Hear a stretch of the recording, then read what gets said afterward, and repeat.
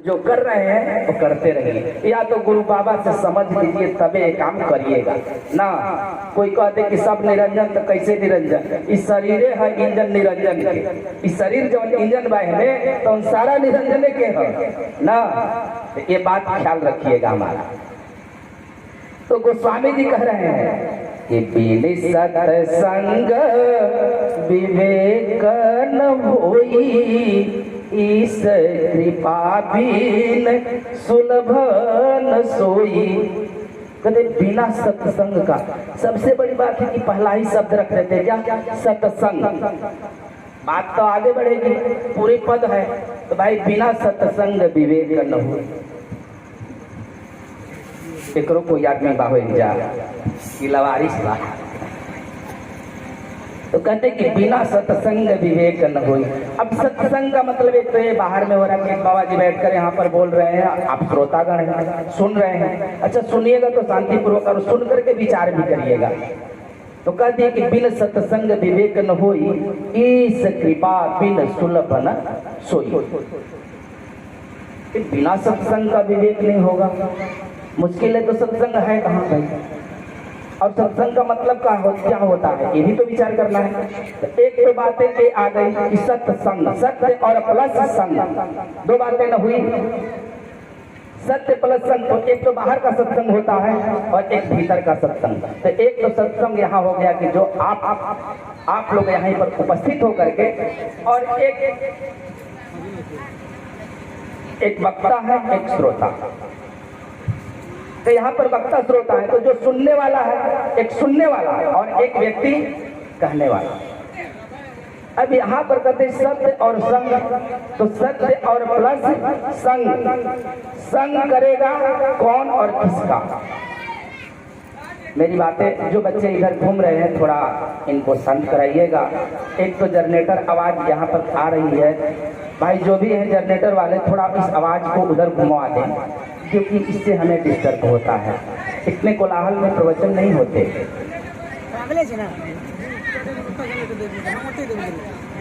तो सत्य प्लस संग। रही बात इस सत्य का संग, तो कौन करेगा? तो कहते हैं मैं करूंगा ना जी। किसका संग? तो सत्य का। गोस्वामी जी कह रहे हैं, हम कबीर की बातें अभी नहीं कह रहे हैं आपसे। कबीर की बातें तो हम बहुत दूर कहते हैं, कबीर की कहाँ समझेंगे। पहले तो गोस्वामी जी को तो समझ लें, बाद में हम कबीर को भी समझ जाएंगे। कर नहीं आता कॉलेज में कैसे जाएंगे बताइए?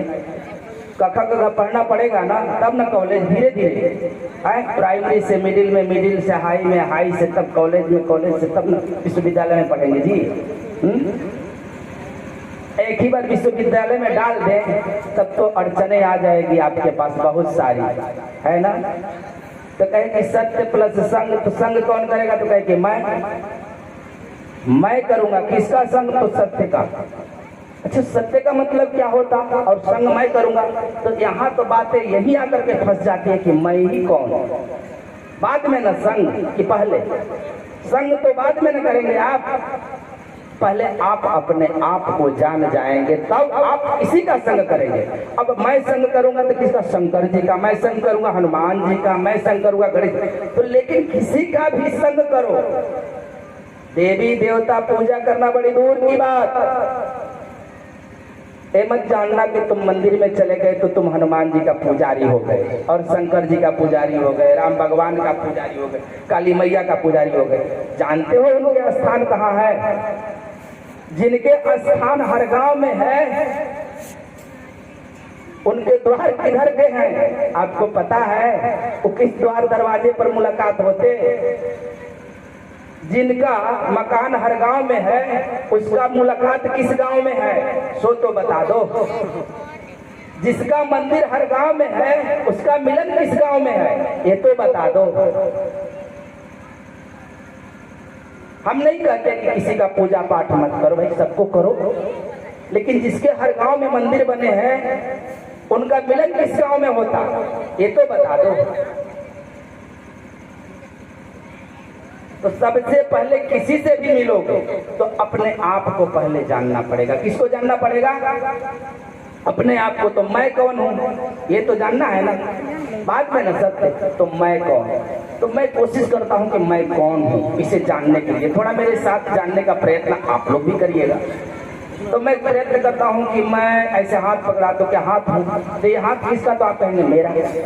अर्थात हाथ है लेकिन कहते हैं कि किसका है, तो कहते हैं मेरा, लेकिन मैं हाथ नहीं हूँ। संग कौन करेगा, तो मैं। तो क्या आँख किसका, कहते कि ये आँख है, ये मैं नहीं। ये कान है, ये मैं नहीं। ये नाक है, ये मैं नहीं। ये पूरा बॉडी है, ये मैं नहीं। लेकिन मैं कौन हूँ, तो फिर जो भीतर बाहर जा रहा है तो ये तो श्वास है, लेकिन ये मैं नहीं। फिर मैं कौन हूँ,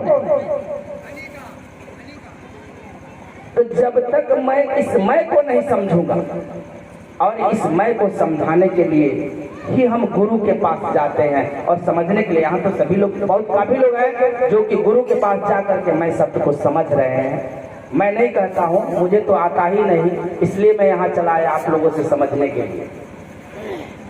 इसलिए मैं यहाँ आ गया आप लोगों से समझने के लिए कि शायद आप लोग मेरे मैं की खबर बता दें ताकि मैं सत्य तक पहुंच पाऊं। लेकिन चलिए कोशिश करते हैं हम आप लोगों के साथ में कि मैं कौन हूं।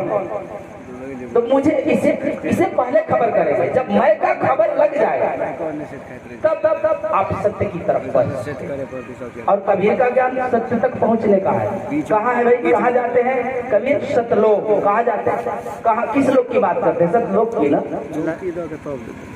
अभी तक तो कितने महाराज जी बड़े बड़े अनुभवी थे यहाँ पर बैठे हुए, कितनी बड़ी बड़ी गहराइयों की बात की। हमको तो लगा कि हमारे कपार के ऊपर चले जाएंगे, हमें समझ में भी नहीं आ रहा था। बहुत बड़ी बड़ी बातें कहे, इंगला पिंगला सुषमणा सारे शोध दिए। फिर 10वें दरवाजे तक पहुंच गए, फिर द्वादश की बात कर दी कि 10वें दरवाजे का 2 खंड। कहाँ कहाँ बात कर रहे थे। उतनी अनुभव की बात हम नहीं करेंगे आप लोगों से, बस सरलता से। भक्ति सरल और सहज है और पर्याप्त है परमात्मा सभी को। तो सत्य का अर्थ होता है त्रिकालावाधित्यम सत्यम। अब मैं का खबर कर लेना है, कहाँ से, किससे, गुरु बाबा से। अगर गुरु जी कहते हैं कि ये नाम है भगवान का, नाम भी बताएंगे कि नाम क्या होता है, इसकी भी हम थोड़ा सा चर्चा करेंगे आप लोगों से। लेकिन इस सत्य की थोड़ी सी चर्चा कर देते हैं। सत्य का अर्थ होता है त्रिकालावाधित्यम सत्यम, जिसका तीनों काल में नाश न हो।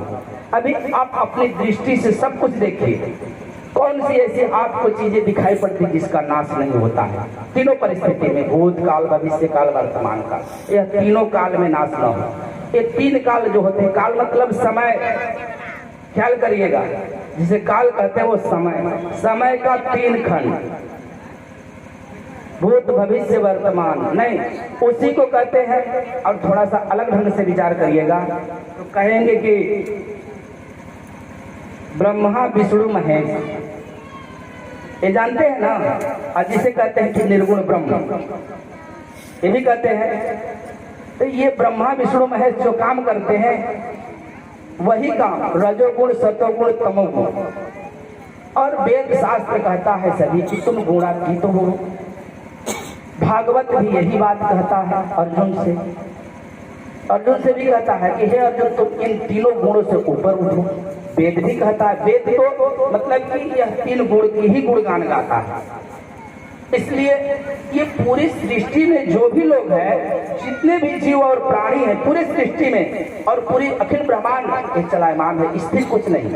एक बात ख्याल करिएगा, अगर आपका जीवन है, आप कितना भी धर्म बदल लीजिएगा, एक बात मेरा ख्याल करिएगा, आप कितना भी धर्म बदलिएगा, हिंदू बनिए, बौद्धि बनिए, जैनी बनिए, ईसाई बनिए, इसमें से उसमें कहीं चले जाइए, भगवान भी लोग बदलते रहते हैं, कोई बात नहीं है, कितना भी बदल लो, लेकिन इन सब चीजों से तुम हट नहीं पाओगे। लाख तुम उपाय कर लेना, हर मनुष्य के जीवन में ये लागू है।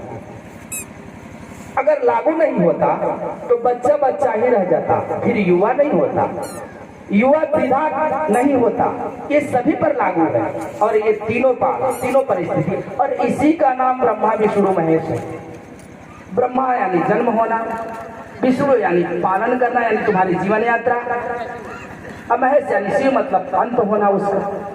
एक पत्थर भी उठाकर मारते हो तो इसमें भी तीनों गुण लागू होते हैं। जहां से मारा वहां से गति किया, फिर जो चलायमान था वहां पर विष्णु कार्य हो गया, गति कर रहा, और जहां गिर गया, अगर इनमें से एक भी गुण हटा दिया जाए, एक भी गुण, तो ये सृष्टि कायम नहीं रहेगी, चलायमान होगी ही नहीं। फिर तुम इससे छोड़कर कब उठते हो ऊपर?